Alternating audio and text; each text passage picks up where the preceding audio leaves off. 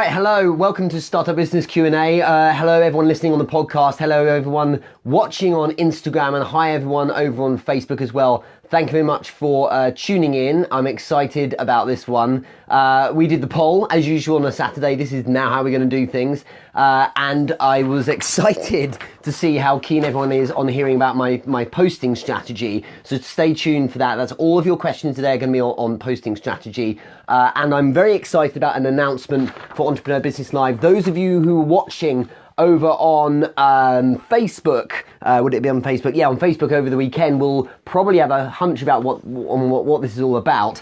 And it is essentially the transition point from phase 2 into phase 3 of the Entrepreneur Business Live series. And I really want to start by explaining what was going on here, and this kind of segues really nicely into the posting strategy session. What was really exciting was, I think, saying back in last year, it was in the start of the summer, we're going to do a session, so we're going to do the live series, Entrepreneur Business Live, and I'm going to share and document how I build. And the idea behind the whole thing, in terms of content, was the highs and lows as we go. I'll share it as we build it. The Entrepreneur Business Club, group even on Facebook, you get to watch all the live streams for free.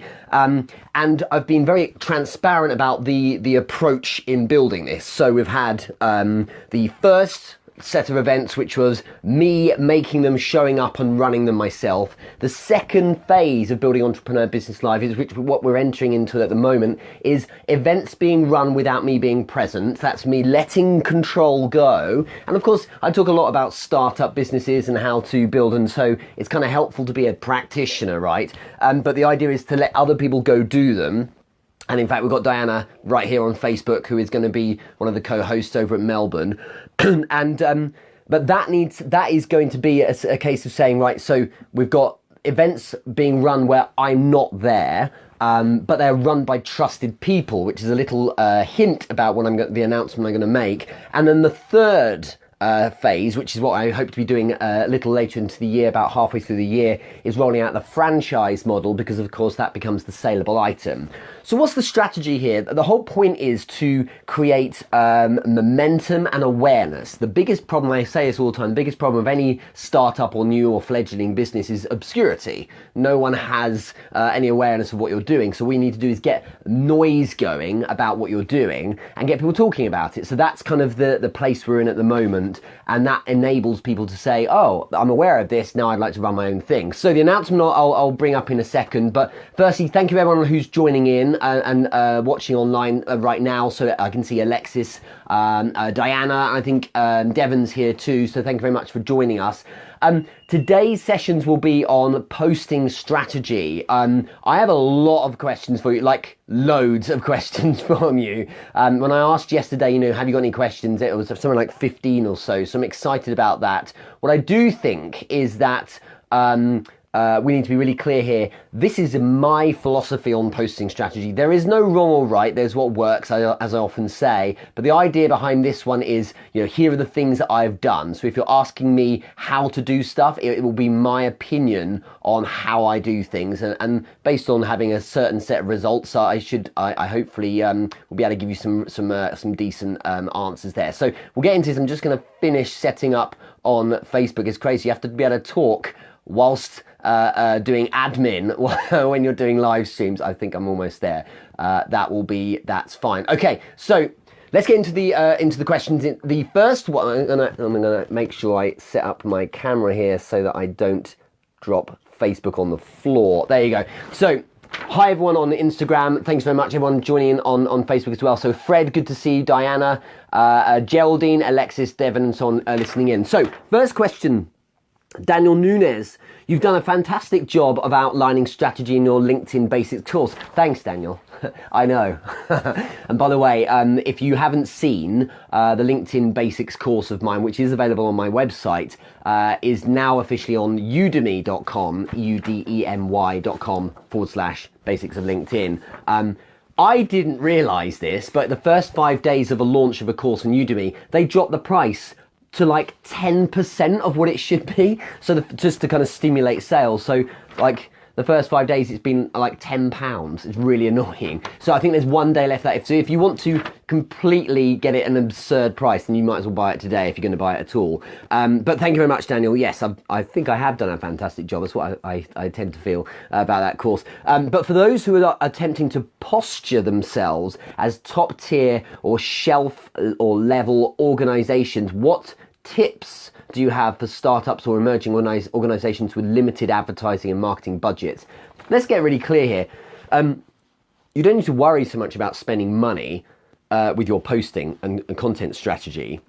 I think that personally there are two uses. I'm just going to cover this first. So two uses of marketing and advertising budgets. One is a very, very, very focused sales kind of funnel, if you like, or not even a funnel, a sales strategy to create some kind of flow of people to actually buy a product. But the where I spend most of my money is at the very, very top of my funnel, because my way of selling is very organic. It is simply, if people are interested enough, I know they'll go buy. So I'm never asking, or rather, I'm not really telling people so much, other than in jest, to go buy my stuff. It's much more a case of saying, if my stuff's interesting enough, I know that people will follow through. So the money I spend is getting the right people to check out my content. Because I know if they're stimulating enough, if it's stimulating enough for them, they will then find their way to buy stuff. That tends to work really well.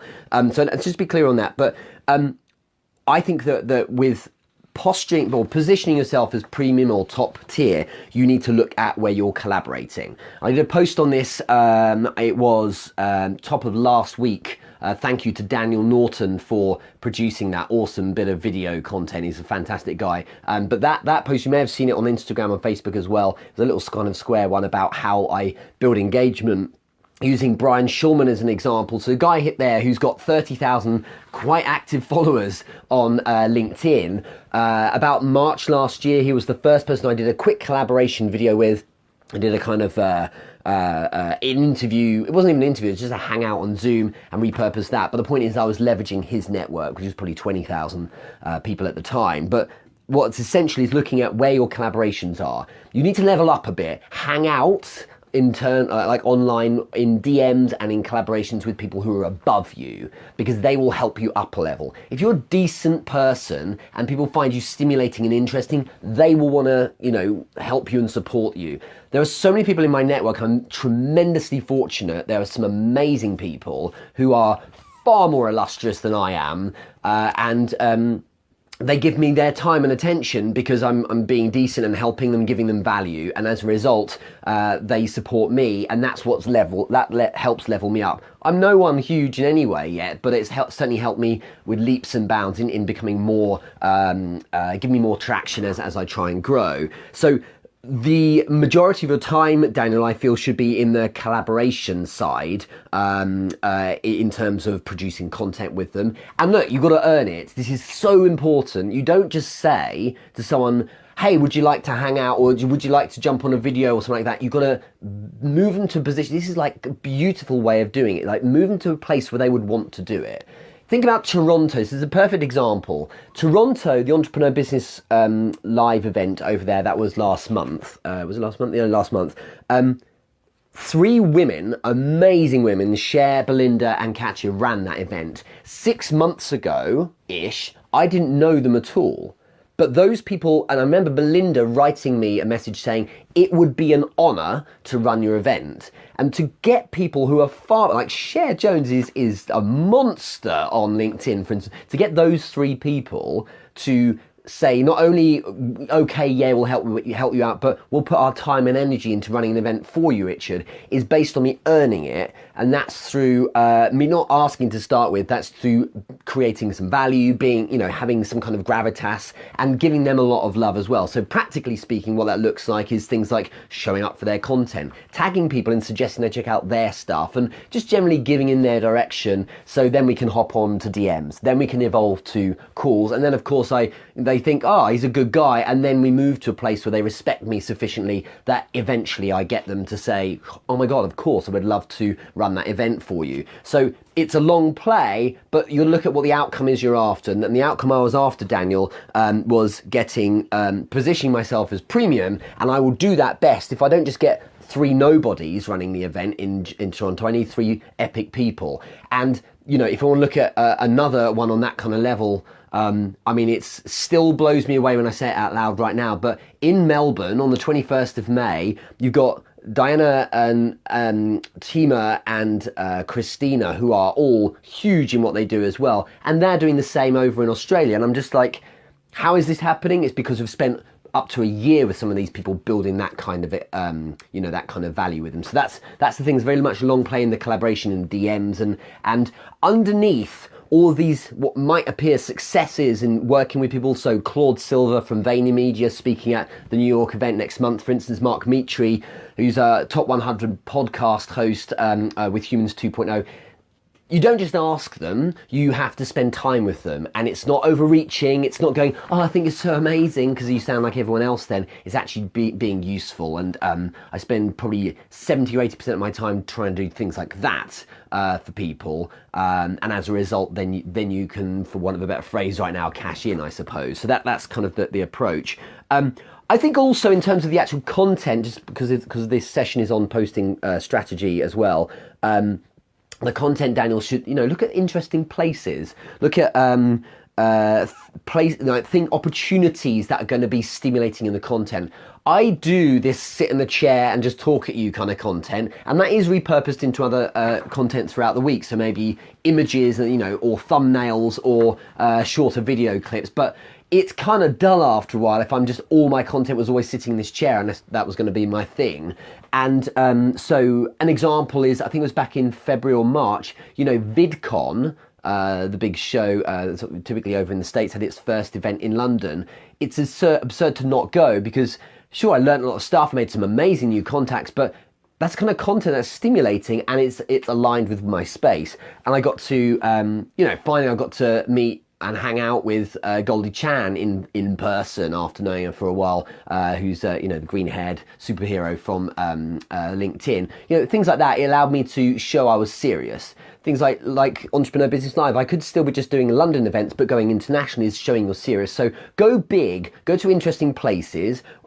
Things like social media marketing world, but really South by Southwest. You know, next year I will be going to that because you need to position yourself as doing this properly and being at with the level of the big boys. And it's interesting that if you position yourself in the right place, then people tend to see you as serious and they respond to you in the right way as well. So you know, the Bobby the Bear movie, which might seem like people are like, what the hell is that? The Bobby the Bear movie, run by Roger Wilkerson, has a lot of very important LinkedIn connections, very, very important LinkedIn connections aligned with it. So since I'll be in San Francisco in June anyway, it makes sense to hop over and to Vegas for the weekend to join in with that as well and get involved with that, because it's not all completely contrived. It'll be a lot of fun and there's a lot of good friends there, but that helps align me in the right way, if that makes sense. I just want to say hi to everyone jumping in. There's so many of you here. So over on Facebook and on LinkedIn, Instagram as well, if you could give me a hashtag Team Live, so I'd love to see who was live right now, but also where you're listening from. Laura, good to see you. Laura Pendergast, amazing to see you here. Thank you.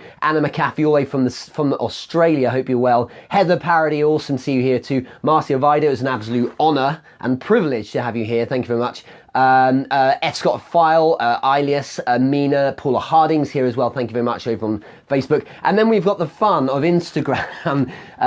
Yada's here, News Store Ferrara, Adam Burton. Some of you got some crazy names.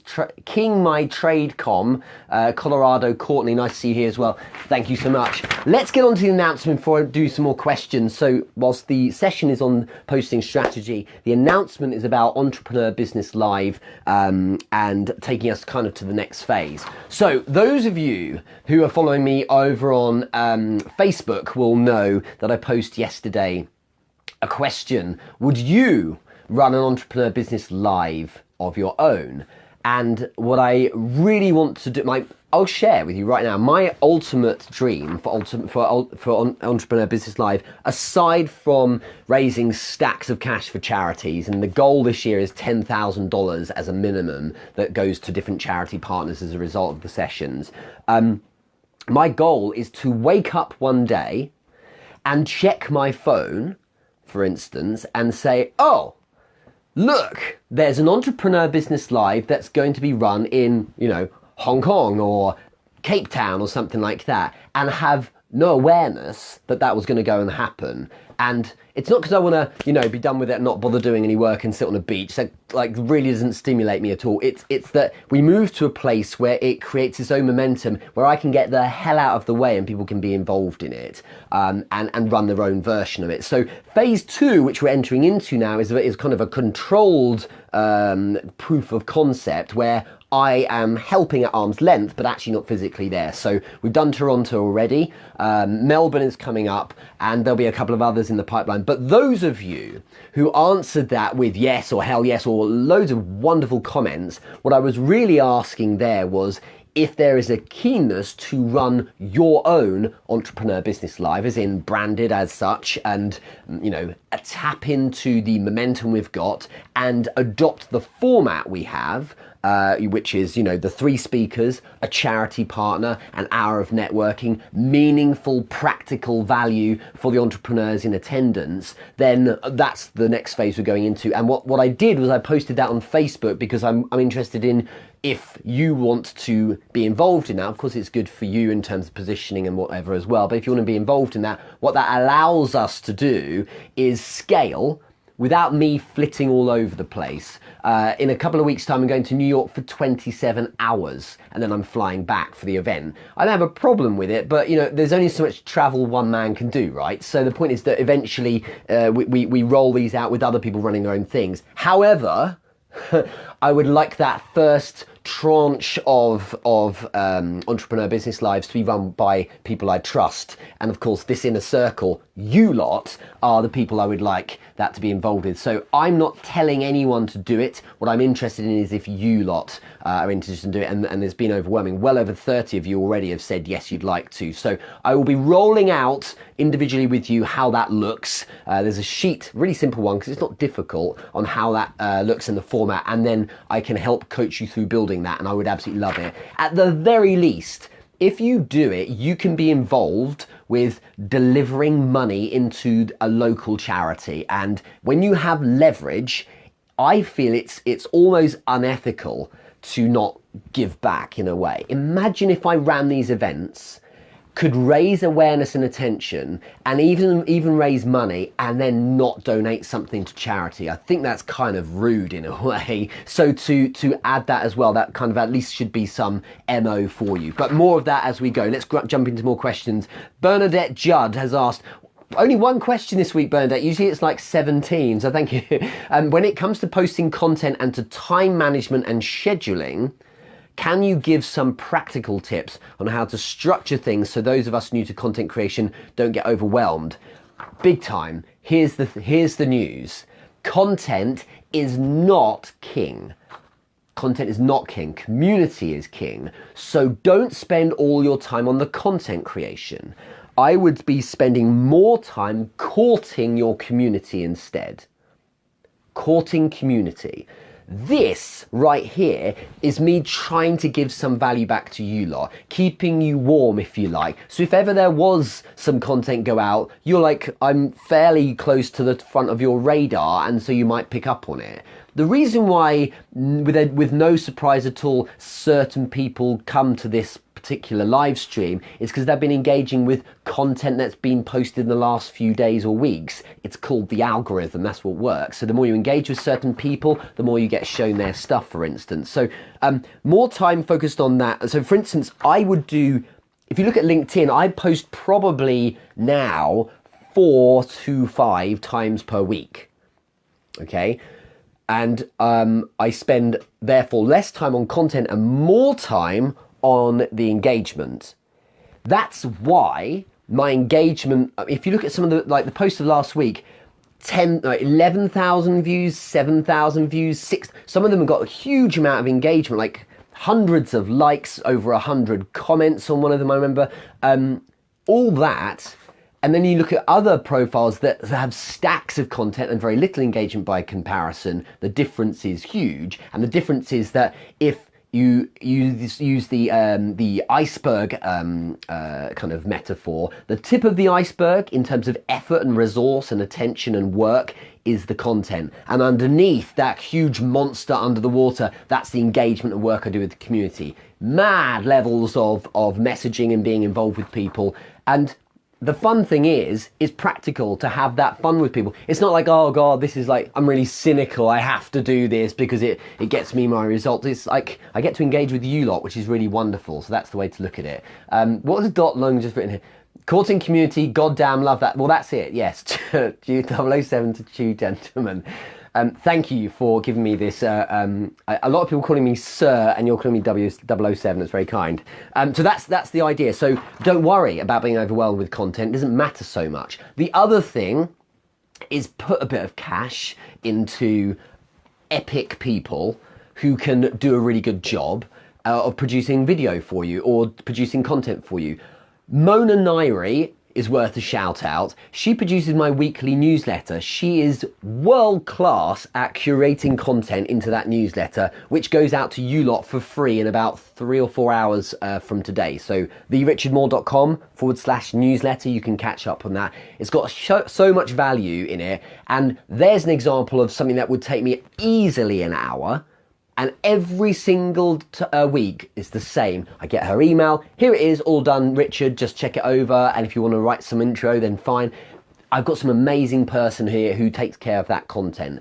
Daniel Norton as well. It's an amazing guy. He works for Disney. He's an epic video production guy. And every single week, he takes this live Q&A. He scrubs through an hour, the poor guy, finds a really interesting point, stitches it all together, then produces a video, which then goes out for Instagram, for Facebook, and for LinkedIn as well.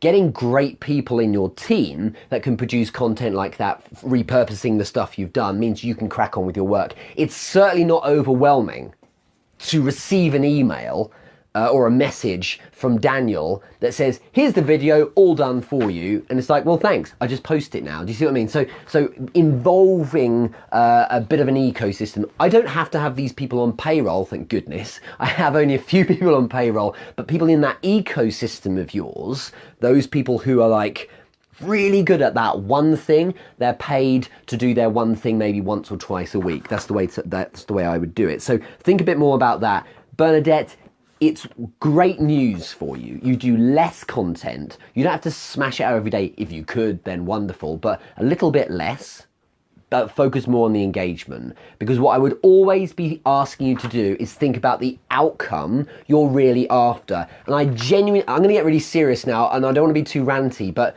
genuinely, a lot of people feel that content strategy for them, because they're not thinking enough about outcomes, is let's make sure we tick the box each day of I've posted, 3 times to Facebook, 8 times to Twitter, once to Instagram, whatever it might be. And they focus too much on, have I posted content or not? What they don't focus on is, have I got engagement that's meaningful that ideally will then convert? Because that's surely the bit that matters, unless what you're actually doing is content for self-expression. With the exception of doing content for just self-expression where you don't care about any engagement, you're just doing it because it's fun, like writing a diary or blogging, well then fine, go crazy. But the point here is that if you focus in on what the outcome is, which is, I want to get a result here. And that result might be that I get opt-ins, or I get sales of a course, or I get people jumping on a call with me, or I get engagement, for instance, like the post yesterday about Entrepreneur Business Live, because now these are people I trust in my inner circle that I might speak to about now running an event in their space, right? So, and who knows, as a lottery, I might go and fly into one. That'd be cool, right? But anyway, the point is that if I focus in on doing it this way, like what's the outcome I'm after, then when I get that outcome, I'm good, right? I don't need to go, well, I haven't done enough posts today or something like that. And it's interesting because this goes across the whole of your work, because there was a company I worked with recently and their marketing team had a quota for the number of emails in mail merging that they send out each day, not each day, each month to people in their mailing list. Their KPI, key performance indicator, so the the have you done your job right or not was based on have you sent out this many email campaigns in the month? If yes, then good. If no, then make sure you do them. And they were hitting some points like at the end of the month where it's like, oh, I've been on holiday for 2 weeks, so I need to catch up. So I'm just going to send 3 emails to the same list this week. So it's like, you're pissing everyone off, but you ticked your box of sending emails, and the outcome was wrong. The objective was wrong. What they should have been doing was saying, what do we actually want here? We want people to decide to want to sponsor our event, right? So let's focus on getting that as a result instead. So think about what your outcome or objective really should be. Do you want to shout out some people here? Hi to Ajani, great to see you on Instagram. I think Bob Lowe's watching as well, nice to see you here as well. Alexis Ray, yes, engagement marketing is 2019, right? That's what we need to be doing instead of trying to tell people to do stuff. Bernadette, great question, thank you very much. Danny Patrick has asked, what is the number one thing to keep in mind in regards to posting strategy? Here's one. Okay, my number one thing is actually that you should babysit. Because otherwise I'm just going to say the whole engagement thing over and over again and the community thing. You get that by now. But it is to babysit your content. So the number one thing to keep in mind is that, yes, community is king. And so when you post a piece of content, you need to sit with it. So many people are like, oh, I don't want to see what happens. I'm worried about, what people might write and things. If you post a piece of content and let it fend for itself, you're going to really turn off those very small percentage of viewers, because it always is, that actually decide to engage. And here's the thing. If someone decides to go as far as like a piece of content, let alone share it or comment on it, then they've decided to actually show some validation to you. So to ignore that or to leave it in the background and not give anything back is absurd. I know it sounds really bad, but this is the same as if a dog does a trick, you throw it a sweet, right? So it's the same here. So when someone engages with your content, you should be there to thanks so much, it's really good, and tag someone in, what a great comment, and actually I think you're relevant to this or whatever, something meaningful in return. The first half hour at least, when a post goes live, I will be sitting with it, opening a window whilst I'm getting on with something else, keep my eye on it, because when someone posts a comment, I want to get involved with them to thank them for doing it. But also helps the algorithm a bit, helps the stimulation to the platform. People are like, oh wow, this is doing really well. I will make sure I will come back. Sorry, let me say again. It makes sense to the platform to send more people to look at it. But what you're also doing is you're validating that engagee's decision to engage in your post, right? So if they decide to put some engagement in and then you respond to them, they'll do it again. It's just simple. If you ignore them, well, maybe I won't bother next time, is the response their subconscious will have. So put out a bit, babysit the content. Don't just post it and leave it to fend for itself. It makes sense for you to stick with it. And I think it was Natalie Rizzo, who's like the most viewed or followed student on LinkedIn. I think she's got like 500,000 followers. I was very fortunate to catch up with her last year, and she said she has like the 24-hour rule, which is after 24 hours maybe you leave it alone. I'm kind of the same, so I'll dip in and out just to check how the post's doing, but I'm not looking at for vanity metrics. What I'm looking at is if someone in my community, or even outside my community especially, say a second or third connection, has picked this up and written something, I want to say thanks because someone's actually put some effort in my direction. Okay, so I think there's something to bear in mind. That's my thing, is babysitting. But babysit the community as well. When you're not posting, maybe I don't produce a post today, certainly what makes sense is to babysit that community as well. Check them out. See what they're up to. Come down from your throne a bit and go into their playground and help them out in terms of engaging with other people too. So hopefully that helps, okay? Hi to a few more people jumping in. Bonsai, Kayoko, nice to see you. You're over in the States, I think. Suchi over in Singapore, nice to see you too. Let us know where you're listening from. And if you're interested in asking a question about posting strategy, just pop it on here as well. Next question is from Falguni Katira. What are 5 best practices of posting content? How much do timing, tagging, and type matter when it comes to posting? Let's look at the first part.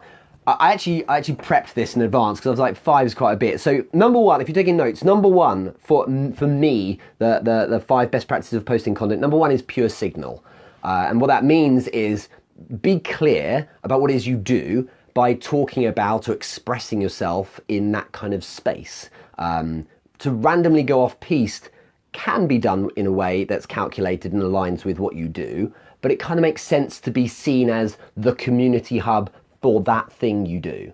Got it? So if I talk about sales, if that's my thing, or marketing or whatever, well then it makes sense that I produce content and express myself around that space. This is speaking on a professional, intentional posting strategy kind of state of mind. It makes sense to do that, otherwise it's a bit weird. Having said that, there's a caveat here, a little footnote, which is in some instances, such as Instagram stories or Facebook stories, or indeed YouTube stories, what people are showing up for there is more of the depth and substance that makes you who you are. And so what is valuable is posting a bit more about your world and your life, because we are people and we are voyeuristic and we're curious, and if you get a bit more of a vibe about the person you're following, well then they resonate more on a deeper level, and that's important, certainly in 2019, to make sure people are really kind of paying attention to you. So some people who do some really good stories. So you've got the great content going out, sharing information about a certain area of their world. But then above that, you've got the stories, which is just like, here's what my day looks like. And, you know, we're interested in that. That's why reality TV is such a wonderful example of something that gains traction on TV, for instance. So, you know, it's Easter weekend. It makes sense to share what I was up to, because some people do care about that, you know. So pure signal, but with that caveat aside, pure signal is crucial, making sure you focus on the thing you do. Number 2 is community maintenance. All the time, not all the time, that's not a ridiculous thing to say. Every day, show up in some level for the community around you. It's a big job. It's interesting because a lot of people were like, isn't there a way, you know, that you can like automate it? No, not always. What you can do is, as I described earlier, have that weekly newsletter that has an amazing team behind it that researches it and then produces content that goes out for people. You can make things more efficient, but nothing beats tuning in and showing up for people in your ecosystem. Some of you lot, if I look at some of the faces up here, Devon, I think we've been connected now for 3 years, you know, Carolina, something similar probably. Showing up for these people for their world as well is part of the process. And yes, it's hard. And across time, you can only do so much. You can do less and less as if you get more and more successful, but it's valuable to do that because you will stay on their radar, and it means that you're only adding more people and adding more momentum to an already wonderful hardcore of audience or following. And so I think that there's value in showing up and maintaining that community. And that's not just when they show up for you. As I said earlier, that's going to them too. Show up on their post as well. Sushi Despondent, I think we've been connected maybe a year or so, and you're always there for the content I produce, and I do my best with yours as well. And I think there's an example of maybe no one else will ever see it, but we both know that we engage in each other's stuff, and I think that's often just that little extra bit of makes someone feel a bit more special, and your eye is, you know, you keep your eye open for that person a bit more. Okay. The third thing is engage on posts. Engage on your own post, but engage on other people's as well. Seriously, it's a lot of work. But what's the outcome you're after? What's the outcome you're after? Is it to produce content and that be the end of it? No. The outcome is to get something meaningful, probably for your business, or some kind of traction so you have attention. That creates leverage in the case of Entrepreneur Business Live that I can sell events off, for instance. And I think that if you can create engagement on other people's posts, then you're creating some earned right to have attention, and people, you know, will show up for you even more. Okay, that's really, really useful. It doesn't have to be much, but it has to be something meaningful. And I think what I do is I actually spend. It feels like I'm on social a lot, but it's tremendously intentional. And cumulatively, across a day, I give myself about an hour and a half to engage with different platforms, different posts, and with people. And I'm like a rabid dog, man. I'm like fast, moving around between stuff. And I will obviously give people time. I'll show up, I'll read their stuff, I'll watch their stuff. But at the same time, it's like, I don't want to be working all the time.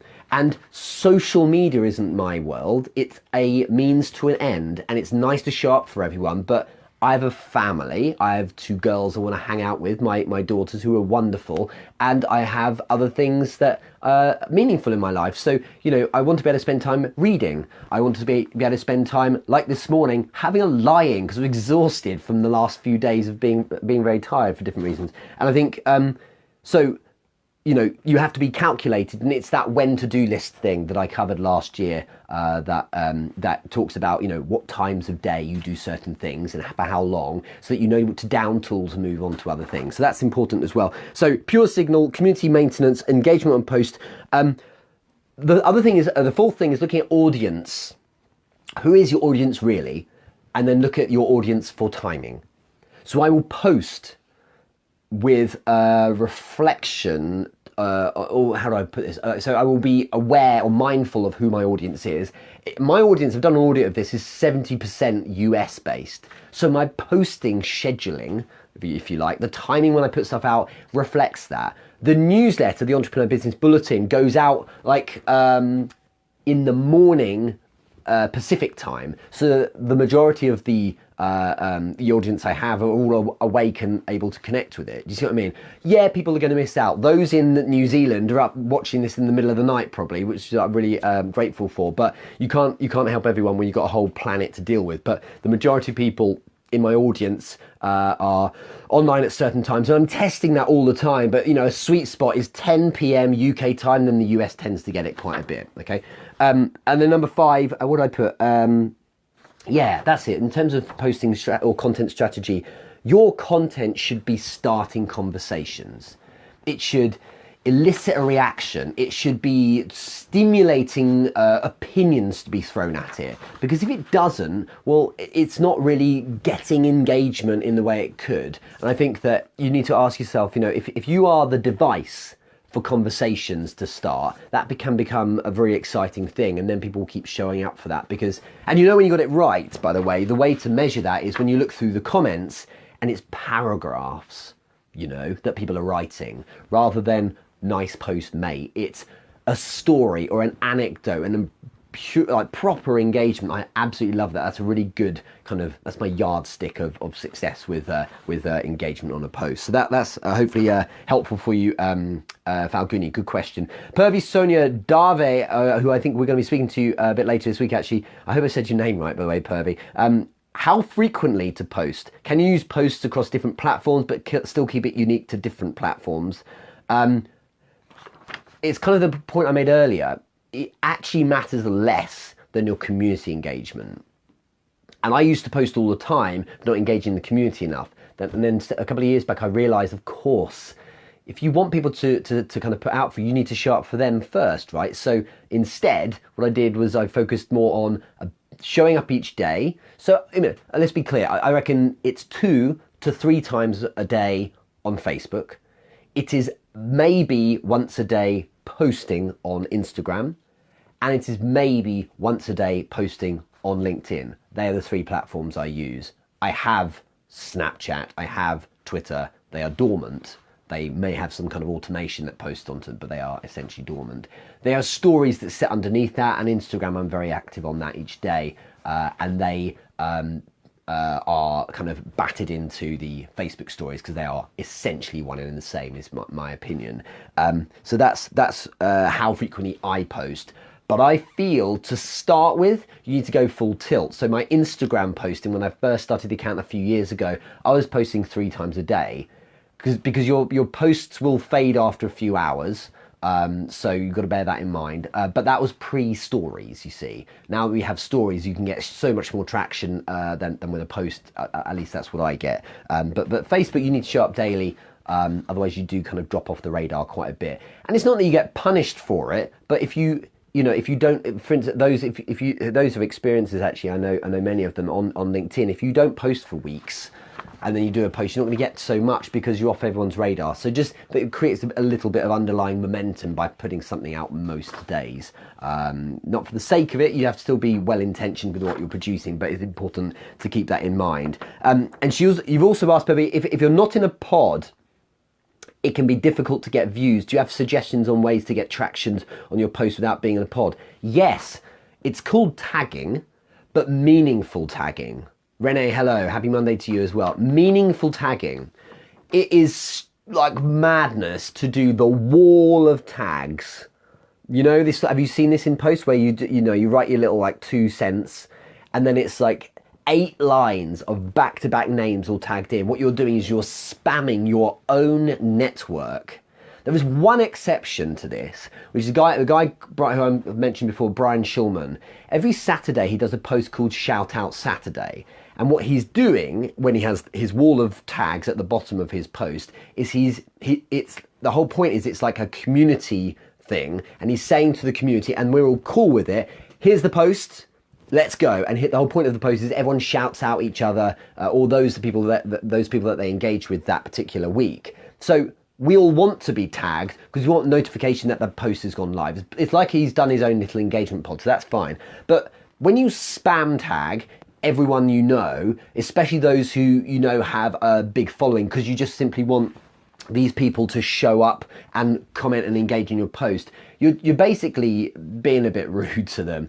But meaningful tags are when you do something or write something or produce something that's relevant to a particular person, so you tag them because it's meaningful. So for instance, when I did Entrepreneur Business Live Barcelona a couple of weeks ago, I tagged Daria and Dot because they both were there because that makes sense, right? Another example like this last week, I tagged Claude Silver from VaynerMedia, but that's because she was in the post. You know, we did a video together because she's speaking at NYC in a couple of weeks' time. So, you know, that's a meaningful tag. So that's how you stimulate it. And if there's something that's interesting to people, if I produced something about, you know, if I wrote some poetry, which I have done actually, if you hunt enough, you'll see it on Facebook. I've done it on Entrepreneur Poem a little while back. If I wrote some poetry, I would tag you, Devon Scott, because I know you're an illustrious poet. I quite like the stuff you do. And it wouldn't be, Devon, look at this. It would be like, what do you think, man? Hey, we're both poets or something like that. You know, it might be a bit tongue-in-cheek, but the point is that I would do it because I feel like it's relevant. I think you get it, right? It makes sense. But so tagging meaningfully is the way I would do it. You know, you can send people a DM. So I did that to Claude when I posted our chat on LinkedIn last week. I sent her a DM saying, hey, Claude, our video's up. The one that I told her when we were shooting the video was going to be up. As simple as that. Diana over here on Instagram has added, she's just joined, are you ready for your karaoke video? I will never be ready for it. So Diana and I did karaoke together. Bleak day when I knew I had to do it, but it is there, and I presumably it's live now, is it, Diana? So let me know, tag me, and I will have a look at it. I'm not ready for it, but I feel I have to do it, and you've helped me overcome bad stuff. I danced, did I dance? And I sang as well. Wow. You know, you've got to try new stuff, right? Anyway, and lastly, Purvy's asked, what are suggestions for creating posts that people would want to engage on? Well, what do you engage with? That's a good start point, right? So map back from people engaging. If someone's going to engage with something, what do people engage in? They engage with things that are emotive. They engage with things that ask questions. They engage with things that are divisive. So they stimulate conversation as well. So do something similar. Are you able to create content that's emotive? Are you going to story tell? Are you going to share something meaningful? You know, there's no surprise that if someone gets married and posts that on Facebook, they get a load of engagement because it's an emotional play. It's not as contrived as that. They're posting it because they're generally happy it's their wedding and want to share it, sure. But the point is you get a load of engagement because people are like, oh wow, what a wonderful event. A christening, you know, birth of a child, all that kind of stuff tends to do really well because it's a big deal. That's why puppies and cats do well, because it's emotional stuff.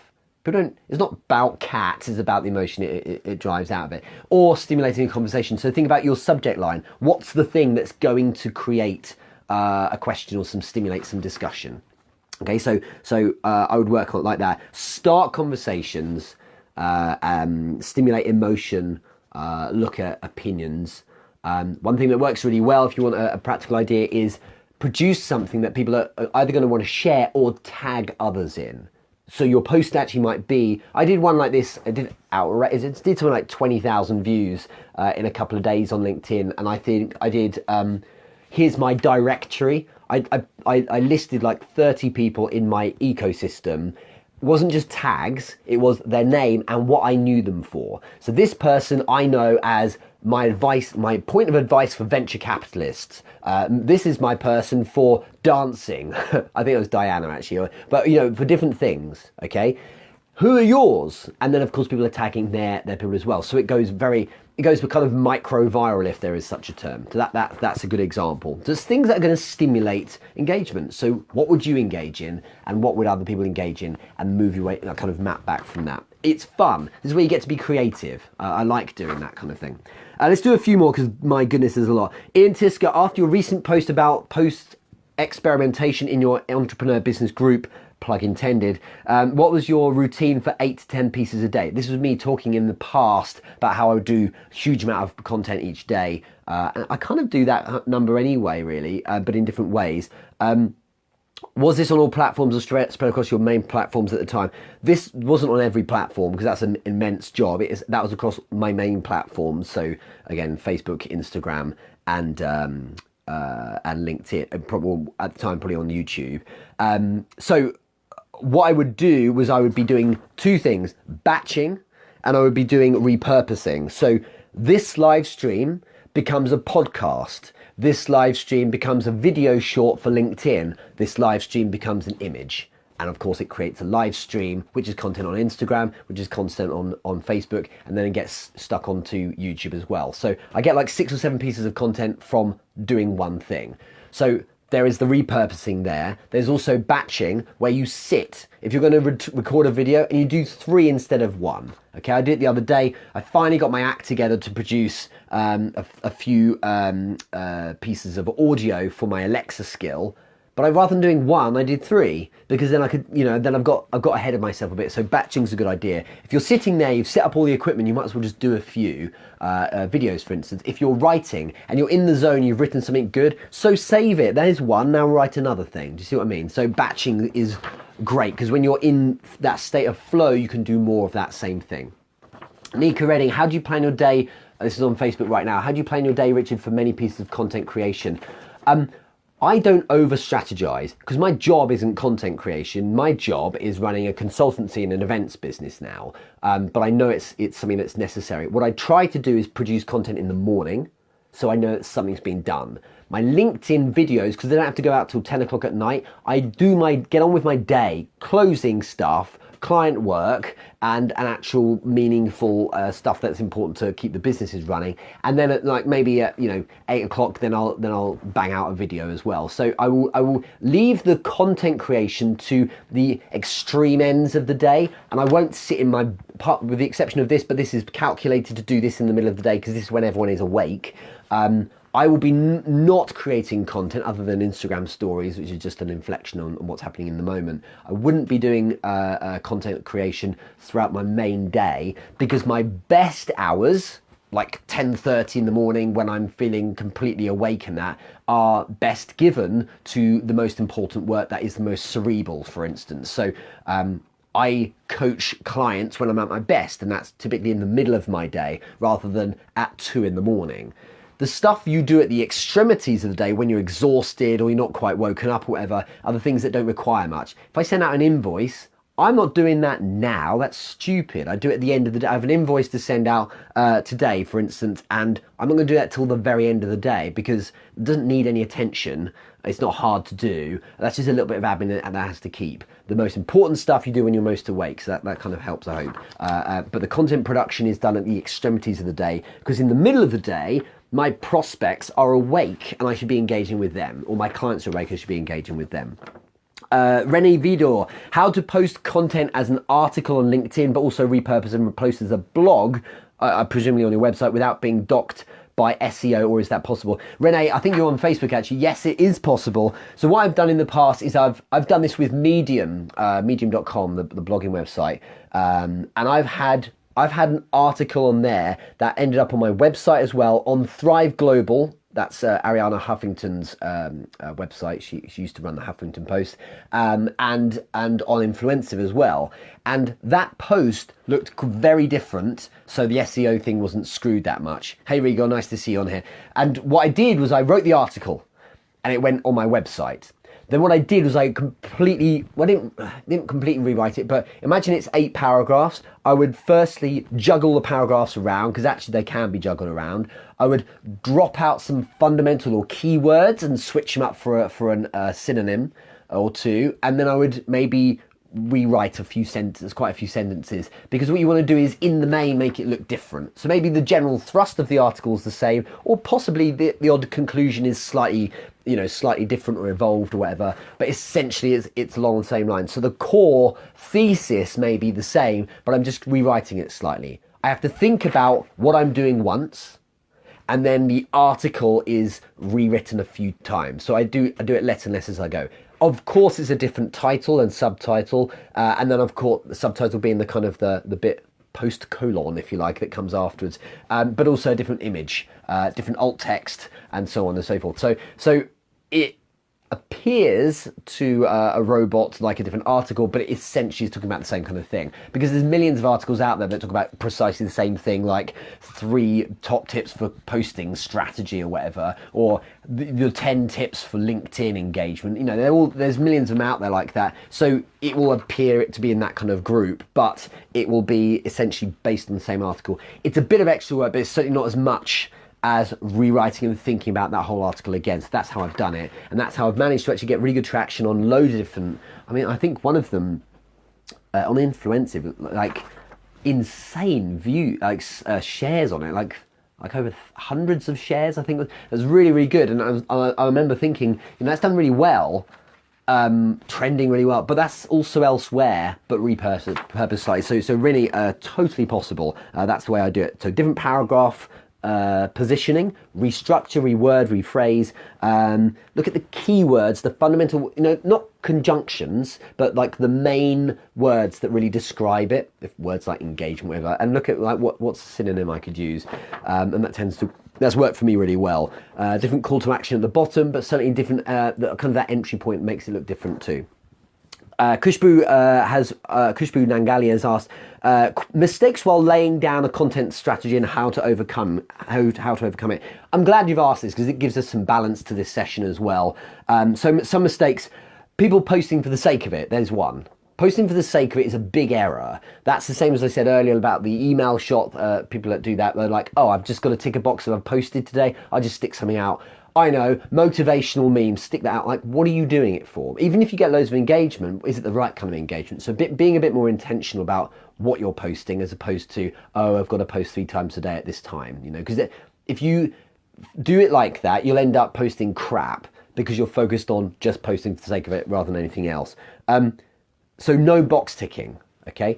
The other thing is effort. You need to put some effort in. It's so easy to go, oh, someone's done some content, I'll copy that, or I'll share it and just stick it out there. If you're going to share someone else's stuff, write something meaningful, because people show up to your account, to your profile, for your opinion on things. That's where I would view it.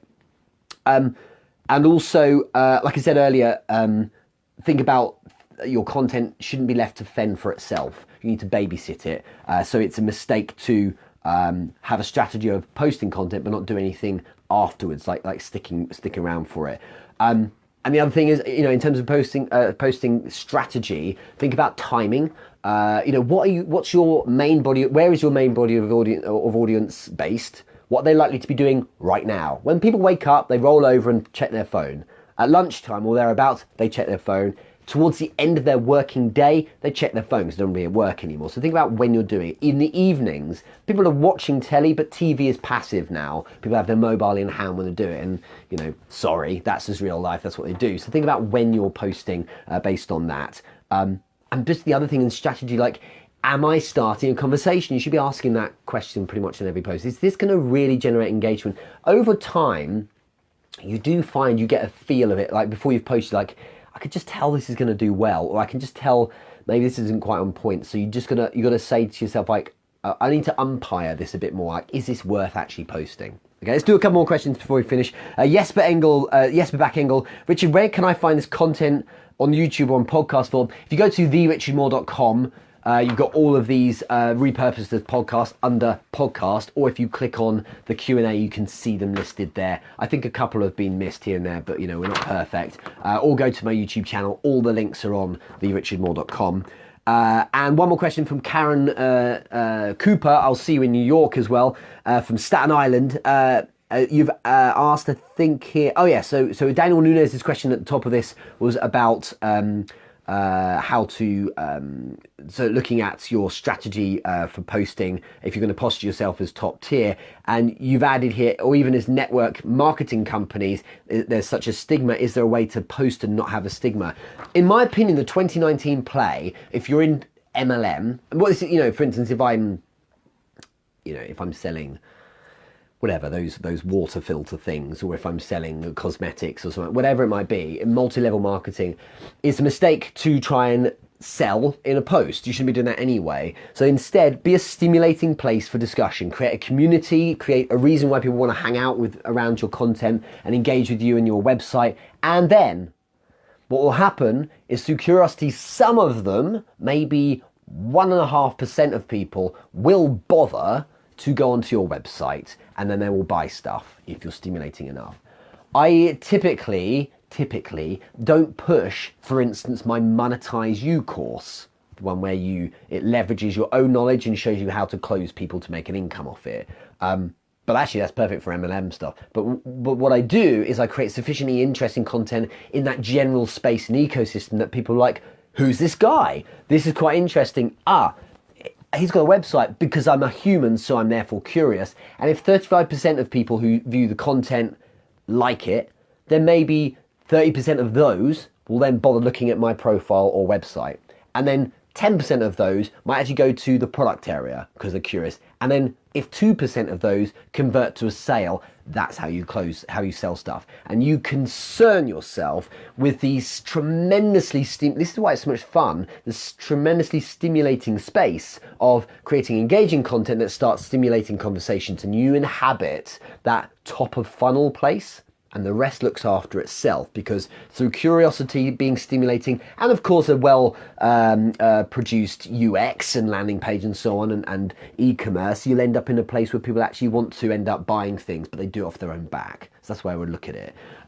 Thank you so much, everyone who's asked questions. So Jesper, Kushbu, Renee, Purvi, Falguni, Danny, Bernadette, Ian, Karen, Daniel, I think a few others online as well. It's been amazing to see you all. If you're interested genuinely in running your own Entrepreneur Business Live, as per the post on Facebook yesterday, send me a DM on Facebook. So richardmoore.official is my URL there. And we will talk. I'm rolling out the format in the coming weeks and months, so I'm excited about that. Thank you very much for watching as well. If you're not receiving the newsletter, that's such good quality content with really valuable news and views around this kind of space as well, then it's therichardmoore.com/newsletter. But otherwise, have an amazing Easter Monday for those of you celebrating it. I'm off to do some gardening for a bit and then finish up some work. But otherwise, I'll catch you very soon. Take care. Thank you very much. I'll see you all later on Instagram. See you later on Facebook as well. Take